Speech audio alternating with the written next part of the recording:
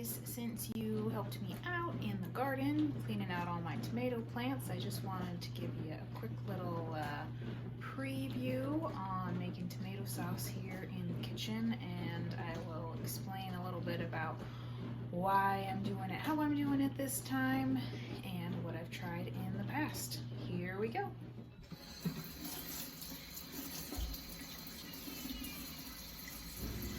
So I'm doing some of this today as a voiceover because my nephews are over, and as I was recording there were 4 children running around playing, making lots of noise and playing fun music on the Alexa in the background. So anyways, I had my tomatoes that I picked that were ripe from the garden, and then I've had a couple of the green tomatoes. They obviously didn't start out green, but they had finished ripening and were ready to be added to the sauce today as I was working on it also. The first couple batches of tomato sauce that I did this summer, I cored them and I seeded them, and then I threw them in the oven to roast them, and then the skins came off super easy, and roasting them also let some of the juices out. So then when I threw them in the blender and then in the pot to heat them up, they were pretty much as thick as I needed tomato sauce to be, but it took forever to core them, seed them, roast them, peel them. So what I've done the last couple times is I've just cut off any questionable spots on the outside, cut the tops off, and then cut them up to fit into the blender. And then it goes way faster. There is a lot more time of it simmering on the stove to boil down, and you can see later on as you see the shots of the pot how the level of the tomato sauce decreases as it simmers down. You can also see how the color deepens and darkens as well as it simmers down.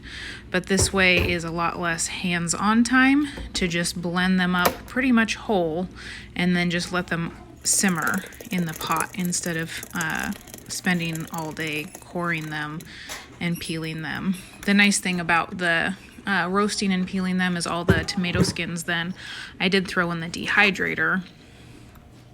And then powdered it, so I've got tomato powder I can use to thicken things as well. But anyways, this process is way faster, for me at least, way faster as far as hands-on time goes, and it still makes a good sauce. So once I got the sauce as thick as I wanted, I went ahead and ladled it into some pint jars, and I added a tablespoon of lemon juice to each of the pint jars, and then put it in a water bath canner. I have a couple empty jars in there just to be placeholders so that the other jars don't get tipped over. Then I processed it for 35 minutes at a rolling boil. Once the time was up, I turned off the water and let it settle on down first, and then I pulled the jars up on the rack to cool off for a few minutes, and then I went ahead and removed the jars from the pot onto a towel so that the heat from the jars is not directly on the counter, so that the jars don't crack and don't warp my counter either. So anyways, after that, I got 6 wonderful pints of tomato sauce that I can turn into spaghetti sauce or pasta or pizza sauce or cook any casseroles with. So I'm super excited to have those done, and I'll have to be doing more once my other tomatoes come ripe. Thanks so much for joining me, guys. I love being here with you.